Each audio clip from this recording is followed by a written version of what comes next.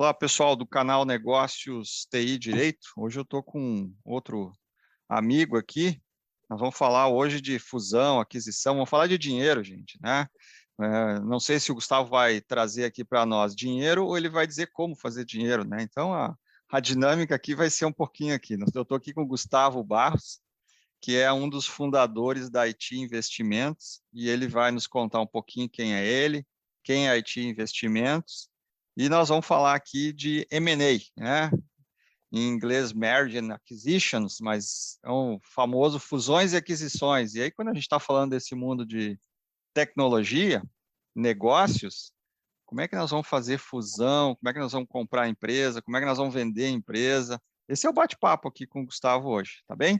Gustavo, super bem-vindo aí ao nosso podcast e, por favor, fica à vontade, o microfone é teu aí.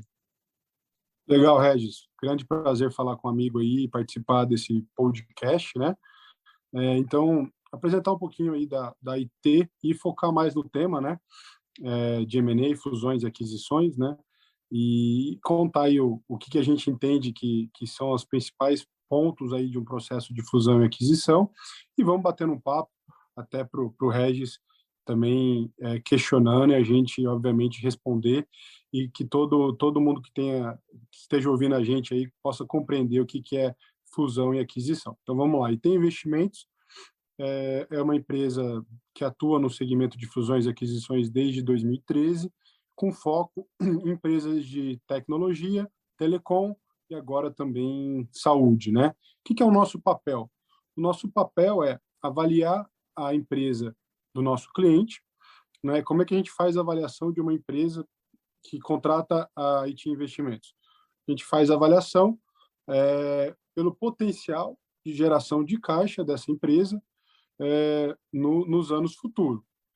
Como que você faz isso? Eu olho o histórico dessa companhia, então, como que ela tem crescido, e a gente faz uma projeção junto com os proprietários, junto com o tamanho de mercado, né? Então, o tamanho de mercado é muito importante, né? Até para entender qual o potencial de crescimento dessa empresa. Depois que a gente faz essas projeções, né, a gente entende qual o potencial de gerar caixa dessa empresa. Esse potencial de geração de caixa, ele vai trazer o valor dessa empresa. Então, a IT Investimentos hoje já deve ter feito mais de 500 ou 600 avaliações de empresas, né? E efetivamente a gente já fez a venda de 52 empresas, tá? Aí cerca de 22 no ramo de tecnologia da informação, 28 no segmento de telecom e outros setores aí no restante, né? Então, cada setor tem a sua especificidade, né? Você tem o setor de tecnologia da informação, onde você tem empresas de software, você tem empresas de serviço, você tem empresas de distribuição de software, integradores, né? O segmento de telecom, você tem provedores de internet, provedores de infraestrutura, você tem provedores de televisão, conteúdo, streaming, e daí você também tem no segmento da saúde, você tem clínicas ortopédicas, clínicas oftalmos. Então, cada negócio tem a sua especificidade e nós temos times que fazem a avaliação de acordo com cada segmento, né? E o que eu acho que é o grande acho que a grande característica de um processo de fusão e aquisição, né? É entender a necessidade do nosso cliente. Então, o que o cliente quer? Ele quer vender 100% da sua companhia porque ele não tem sucessão. Isso acontece muito. Então, você tem lá um empreendedor que criou o seu negócio, né? E não tem sucessão, né? Ou os filhos não querem seguir o negócio, ou ele não teve filho, ou não acha que os filhos estão preparados e quer se aposentar ou quer, enfim, fazer outra coisa da vida e quer fazer uma venda de 100%. Você tem aqueles empreendedores que têm um negócio que cresce muito, às vezes até o negócio ficou maior do que a capacidade que ele tem de gestão, né? Então ele quer dividir um pouco disso com alguém, então ele está buscando um fundo que, além de trazer dinheiro para potencializar o crescimento, esse fundo também vai trazer gestão, governança, obviamente vai ajudar a empresa numa nova fase que ela está hoje, né, que talvez tenha ficado muito maior do que ela foi e do que a capacidade atual do time de gestão. E Deixa eu te você também perguntar. tem...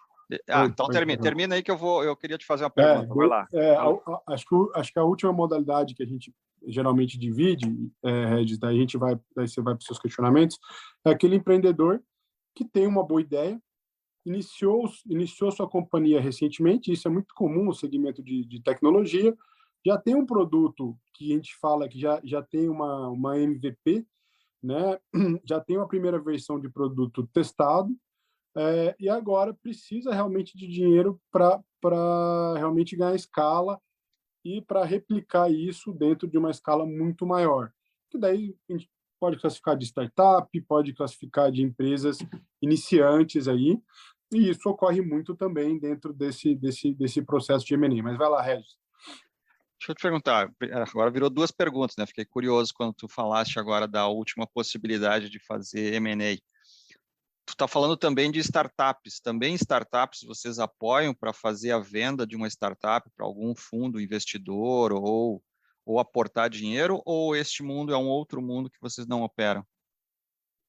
Não é o nosso foco, tá, Regis? Mas a gente tem feito algumas coisas mais específicas, dependendo da startup. A gente realmente é muito criterioso, porque a gente tem um time hoje reduzido, né? E é um time, e a gente é uma boutique, né? Uma boutique não dá para você virar um banco, não dá para você virar uma empresa de 100 pessoas, né? Hoje a gente tem 12 pessoas que são super focadas aí nessas três verticais, né? E quando aparece realmente boas oportunidades que a gente identifica, porque imagina o seguinte, Regis, a gente já vendeu empresa de muito empreendedor, então tem muito empreendedor com o bolso cheio e fala, porra, Gustavo, a gente quer reinvestir nosso dinheiro. Daí aparece o Regis lá, ele precisa de 2, 3, 4 milhões, com uma puta ideia, com um puta produto legal. A gente nem precisa ir mercado, a gente faz 3, 4 telefonemas com caras interessados, eles mesmos colocam a grana lá, e a gente faz o deal e nesse caso a gente nem ganha comissão, a gente fica com uma potencial participação, caso o negócio dê certo.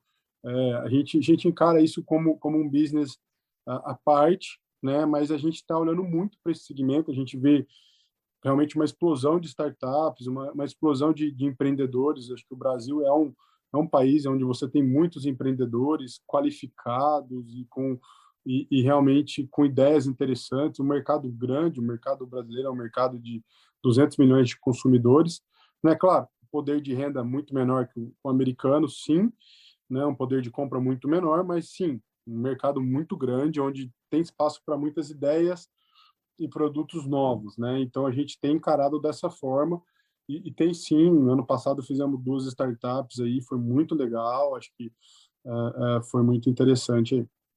Deixa eu te perguntar, ó, a segunda pergunta, então, aquela derivada da primeira.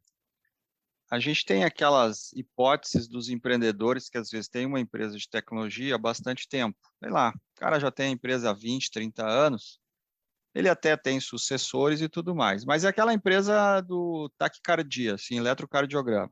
Um ano dá lucro, um ano dá prejuízo, um ano dá lucro, um ano dá prejuízo. E vamos lá, não é uma empresa que tem um crescimento exponencial, mas às vezes ela tem um produto sólido, às vezes tem. Vocês fazem essa avaliação desse tipo de negócio para colocar no mercado, do tipo assim, aquela empresa que está precisando do empurrão, vocês percebem que ela precisa, mas o próprio empreendedor não vê isso. Vocês fazem esse apoio ao empreendedor também? Fazemos, acho que assim, acho que é muito importante a gente. Nosso trabalho é confiança, né, Regis? Então, assim, a gente tem que realmente ter um raio-x, eu brinco, aí a gente é igual médico, né? Não Sim. dá para mentir, né? E em alguns casos, até os empreendedores, não é que mentem, mas talvez falam algumas coisas e tal. A gente tem muita experiência, né? Então, a gente consegue realmente entender e trazer sugestões dentro de uma realidade, né? Dentro do que, como que o mercado, porque o nosso papel é falar, ó, você tem uma empresa legal, seu filho é bonito, mas espera aí, deixa eu te falar, talvez ele não é tão bonito assim, ou talvez esse produto seu não é tão interessante assim, ou não tem tanto mercado assim, né? Então, assim, acho que o nosso papel é de uma maneira muito profissional passar um raio-x do seu negócio, né? E daí nossa visão é uma visão de mercado, não uma visão, vamos dizer assim, sentimental, não é uma visão, é claro que tem o sentimento, é claro que tem realmente, muitos empreendedores encaram o seu negócio como um filho, então tem que ter muito cuidado na hora de falar com eles, mas, por outro lado também, a gente também tem que falar um pouquinho de como o mercado enxerga esse negócio. E neste mundo de tecnologia, o que, que mais tem apelo hoje para, sei lá, ou para fazer a fusão, a aquisição? O que, que os investidores olham? Eles olham mais software hoje? Eles olham mais empresa de serviço? Eles olham mais empresa, sei lá, de hardware? Tu falaste em telecom, que vocês atuam também.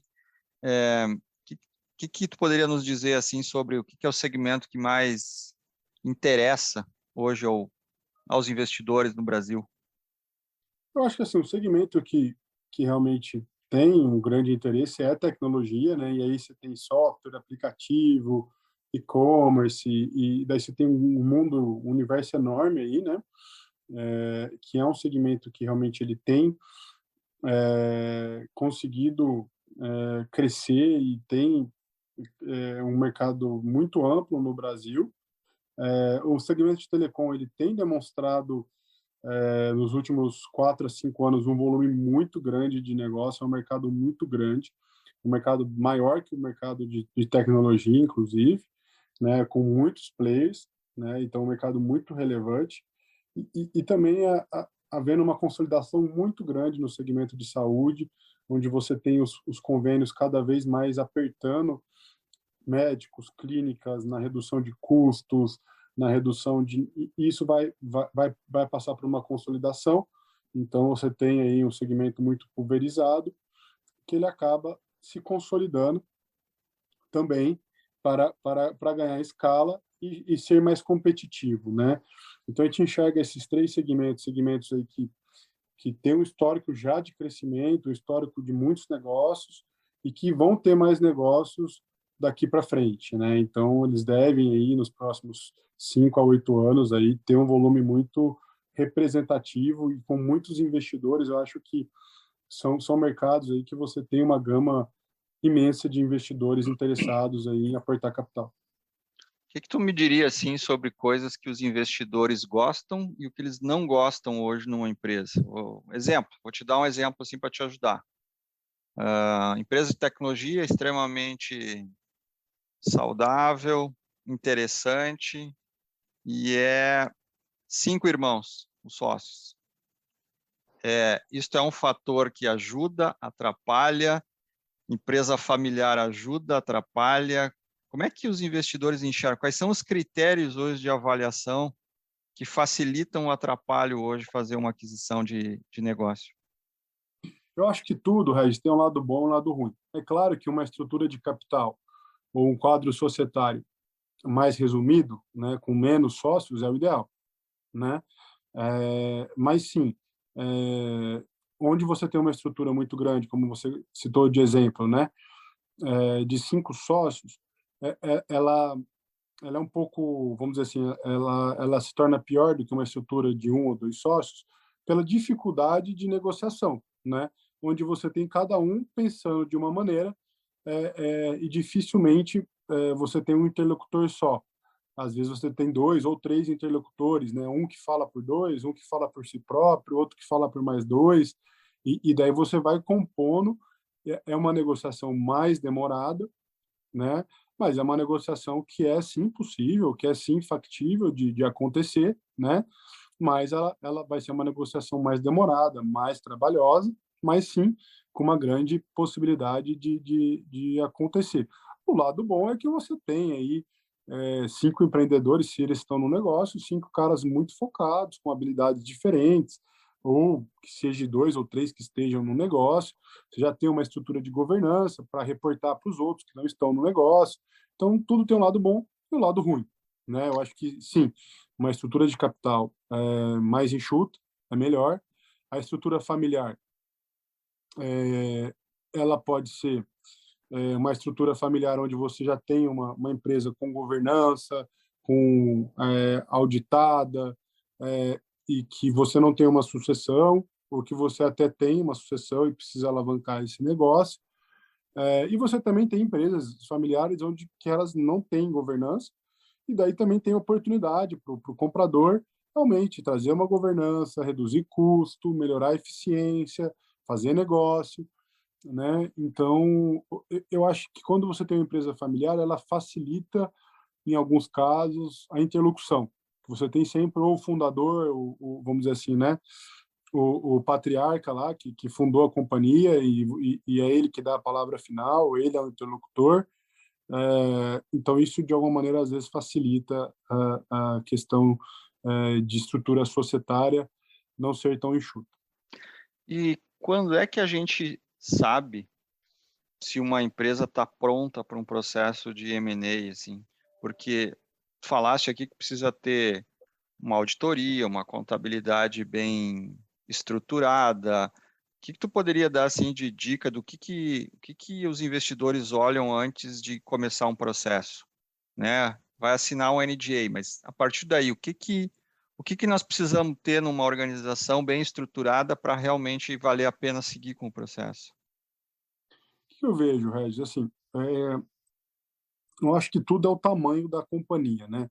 Então, quando você tem uma empresa aí que já fatura mais que 50, 100 milhões por ano, espera-se uma governança de auditoria, espera-se uma governança de sistemas, então que ela tenha um RP, que ela use um sistema de TI, que ela tenha realmente já uma governança mais avançada. Quando você tem empresas iniciantes, né, realmente entende-se que essas empresas, antes de passar por qualquer investimento, ela não vai ter uma governança tão grande, até por uma questão de custo, uma questão de foco. Ela está focada em cliente, ela está focada em produto, ela está focada em crescimento, né?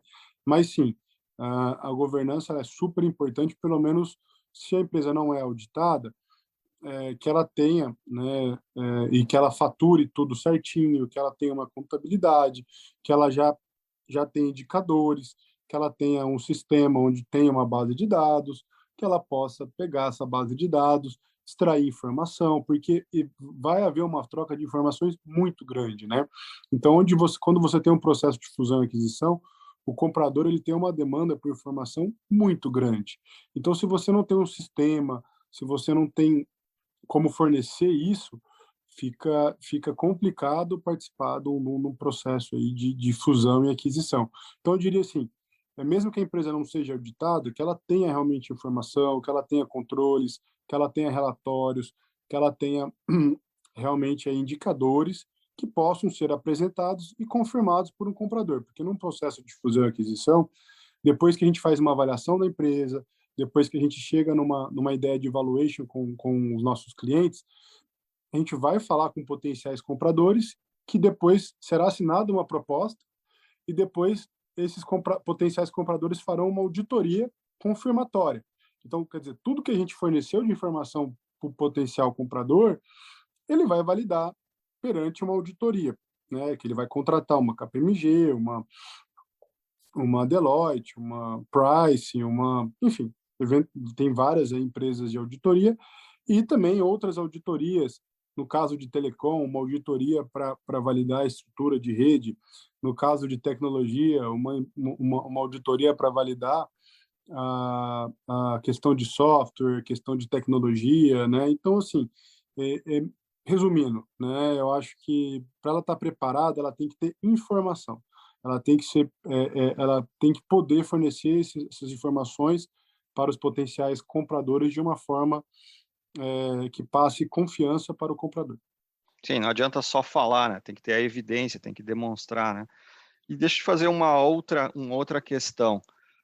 É comum, depois da aquisição de uma empresa de tecnologia, os sócios permanecerem na companhia ainda, ou simplesmente eles se afastam, ou tem um período de quarentena? Como é que fica esse processo assim? Como é que é nas negociações que acontecem? Existe, vamos dizer assim, Regis, nas operações onde o empreendedor de tecnologia vende 100% da sua empresa, ele tem um no compete, né, que ele não pode competir, né, com o negócio, e aí varia de 3 a 5 anos, né? Então, parte do valor, né, que o comprador paga também é para tirar o fundador do mercado, né? para que realmente tire essa competição do mercado. Em muitos casos, o empreendedor lá, o fundador, ele fica por pelo menos um ano para passar o bastão, para passar todo o conhecimento, ou grande parte do conhecimento, né? Em raríssimos casos, ele vai lá, vende e vai embora, né? Isso realmente é raro, né? Em situações onde o fundo coloca dinheiro para crescimento, 99% das vezes o empreendedor fica, que ele é o cara que eventualmente vai tocar esse negócio por mais um tempo, né? Vai continuar na companhia como um dos principais executivos, né? Para levar essa companhia para um patamar maior, bem maior do que ele está hoje, né? Então acho que dependendo da negociação, vai guiar um pouquinho quanto tempo aí o quem está vendendo fica no negócio. Tu usaste uma expressão lá no início do nosso bate-papo, a história do filho, né? Que às vezes o empreendedor trata a empresa dele ou o produto, enfim, como um filho. Como é que é a tua percepção assim de quando fecha um negócio e vê aquela pessoa assim, não digo que ela se afasta do filho, né? Mas tem muito empreendedor que leva um baque, né? Aqui na hora que ele vende o negócio, ou pior, às vezes ele tem um investidor que entra na sociedade e diz como ele tem que trabalhar. Isso gera algum tipo de conflito? Isso é tratado já na hora de fazer o contrato de aquisição para evitar eventual arrependimento de um empreendedor querer voltar atrás ou não? Eu acho que assim acontece, é muito comum, né? Eu acho que é tudo uma construção, né? Eu acho que no começo, e a gente, independentemente do segmento, né? Se a gente vai numa empresa de tecnologia, o software do cara é melhor. Meu software é melhor por causa disso, disso, disso. Se a gente vai numa empresa de telecom, a minha rede, a minha infraestrutura, ela é muito melhor porque eu tenho tal equipamento. E daí, se a gente vai numa empresa, uma clínica, não, porque eu tenho curso, porque eu tenho o melhor corpo clínico, o melhor procedimento. Então, sempre tem aquela do filho ser melhor. O que eu acho que isso é muito importante, se não tem isso, tem algo errado. Porque o cara que está lá na ponta, o empreendedor, ele tem que acreditar que ele está fazendo o melhor, que ele tem o melhor produto, que ele tem a melhor empresa, e é isso que levou o cara lá. Primeiro ponto. Se não existe essa paixão, se não existe isso, mas a gente ouve isso em quase que 100% dos casos, quando a gente faz a visita e quando a gente conhece realmente a empresa, o produto, o negócio dele é o melhor, mesmo a gente sabendo que até existem, em termos de número, tá? Daí é número, né? Talvez alguns negócios melhores. Mas é uma construção, né? Então, quando a gente gosta muito de trabalhar com o empreendedor que já tomou a decisão de, puta, quero fazer alguma coisa com o meu negócio, né? A gente dificilmente trabalha com um empreendedor que a gente brinca, ele quer saber quanto vale, né? A gente realmente tem trabalhado com empreendedores que eu acho que esse é o nosso diferencial, identificar e filtrar para que não haja perca de tempo, né? Então, e nem expectativas, né? Então, acho que isso é muito importante, acho que é algo que a gente faz que é um diferencial da nossa empresa, é realmente trabalhar com aqueles empreendedores que estão dispostos a participar de uma negociação, claro que maximizando o valor do seu negócio, claro que potencializando ao máximo o valor do seu negócio. Então, Regis, a gente geralmente trabalha com empreendedores que já, puta, realmente meu filho é o melhor que tem, né? Ele é apaixonado pelo filho dele, mas puta, eu acho que está na hora desse filho andar sozinho ou talvez não andar mais comigo e ter sua vida própria, né? Então a gente realmente filtra já esses caras, né? E sim, acontece em muitas situações onde a gente faz a venda da empresa e o empreendedor tem uma ligação com aqueles funcionários, tem uma ligação porque pô, o cara está com uma empresa de 200, 300, 400, 500 funcionários, que seja 100 funcionários, 50, são caras que participaram do negócio e que, numa nova gestão, talvez estão insatisfeitos e ele começa a receber feedback de ex-cliente, de ex-funcionário, e o cara fala, puta, por que eu fui vender esse negócio? Ou por que eu fui vender o negócio e ainda estou como sócio? Os caras só estão fazendo coisa errada na minha empresa. Então, acho que isso existe muito, é muito comum, é mais comum do que a gente imagina, né? E todo mundo conta só a história bonitinha lá do cheque, onde o empreendedor foi lá e recebeu o valor e foi para casa, mas é muito comum, né? E você tem histórias aí famosos. A própria Apple, né, do Steve Jobs, ele vendeu a companhia, e depois recomprou, e depois reassumiu a companhia, foi mandado embora. Então, acho que você tem diversas situações como essa que são comuns, né? Então, aqui no Brasil, você tem aí dezenas de histórias como essa, e é comum. Então vamos lá, deixa eu te fazer uma pergunta aqui para a gente ir para o final aqui, mas é uma pergunta que é curiosidade minha, e talvez seja curiosidade de um monte de ouvintes. Eu fico imaginando aqui um ouvinte nos escutando que tem uma empresa de tecnologia, ele deve estar se perguntando aqui a frase que tu usou. Tá, mas quanto vale a minha empresa? Qual é o método? Como é que calcula hoje um valuation de uma empresa de tecnologia, ou uma empresa qualquer, né? Estou falando de tecnologia aqui. Existe um método, uma ciência para fazer esse cálculo? Como é que se usa? Qual é o parâmetro inicial para fazer o valuation? O que a empresa tem que ter? É só lucro? É isso que vai valer e aí se aplica um multiplicador? Como é que funciona? Na verdade, Regis, especificamente para a tecnologia, acho que o mais importante é potencial de mercado, né, validação de produto e faturamento, até mais, dependendo do estágio da empresa, até mais do que a lucratividade, né? Uhum. A maneira de você fazer essa avaliação, então existe múltiplo de faturamento, então a empresa fatura 10 milhões e está crescendo muito, o múltiplo dela é 5 faturamentos, então ela vale 50 milhões, um exemplo, né? Uhum. A maneira mais rápida e talvez mais vamos dizer assim, não burra, mas mais simplória de se fazer uma avaliação de uma empresa é pegar múltiplos de transações anteriores. Vamos dizer assim, vamos fazer uma analogia. Quando você está vendendo um imóvel, você pega e fala, puta, qual que é o preço de venda que foi feito nos imóveis? Você vai lá no Zap Imóveis e tal, você acha lá um preço referência de metro quadrado, né? Uhum. Se a gente for na bolsa, se a gente for hoje a gente consegue puxar múltiplos de transações. Então, outras vendas que foram feitas no mesmo setor, qual foi o múltiplo faturamento? Qual foi o múltiplo de EBITDA, que é a medida de lucratividade da companhia?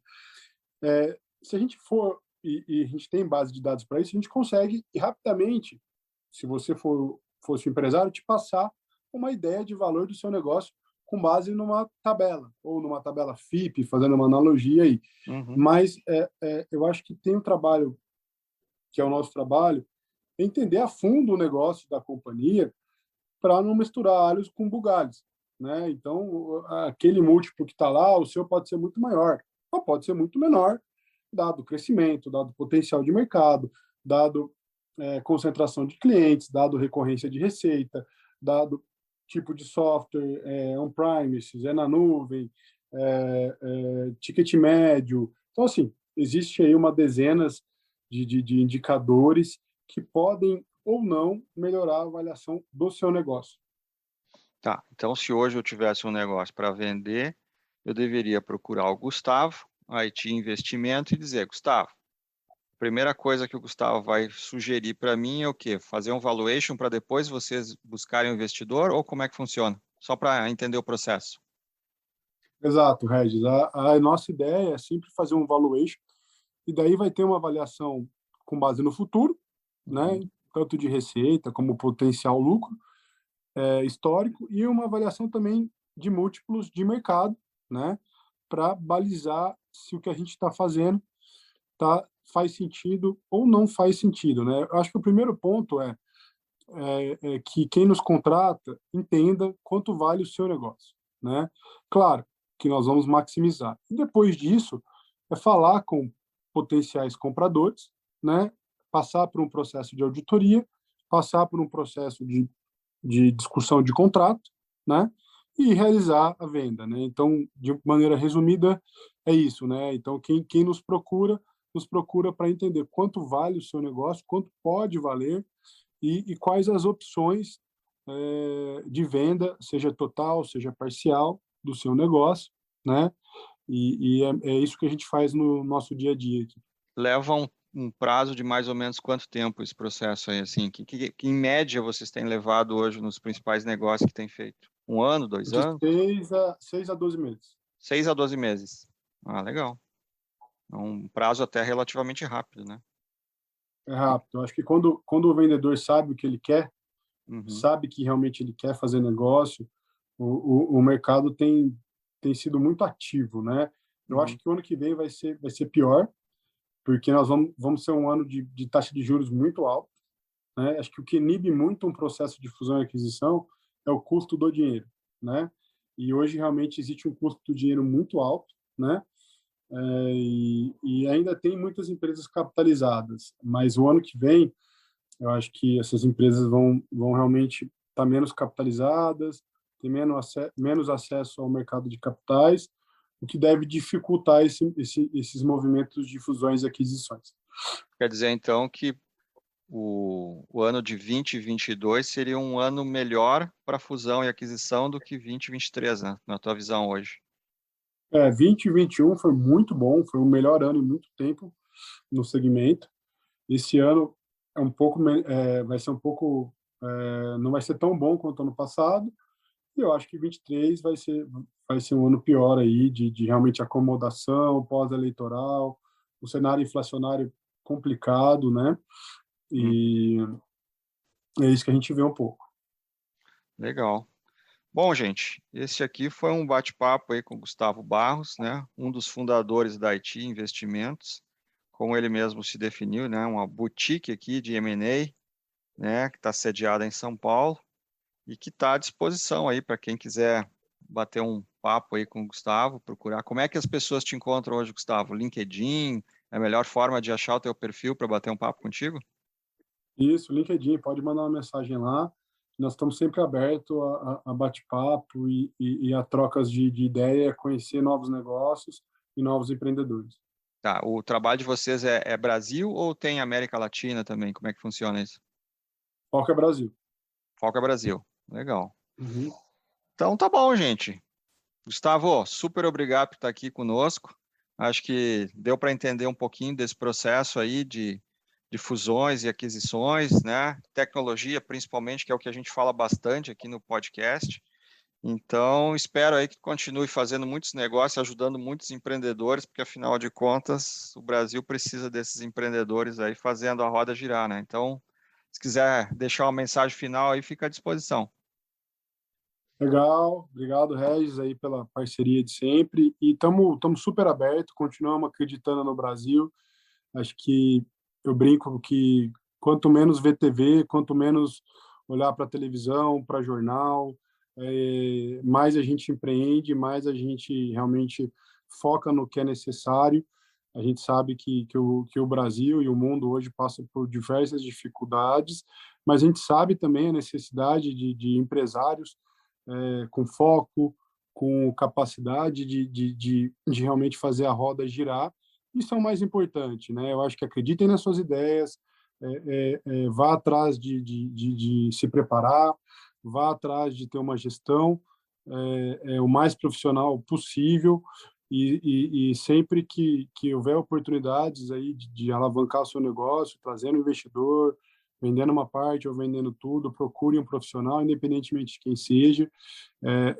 É seu filho, é difícil a gente negociar o nosso próprio filho, né? Então, estamos à disposição e tem um mercado muito interessante aí para todos os empresários aí.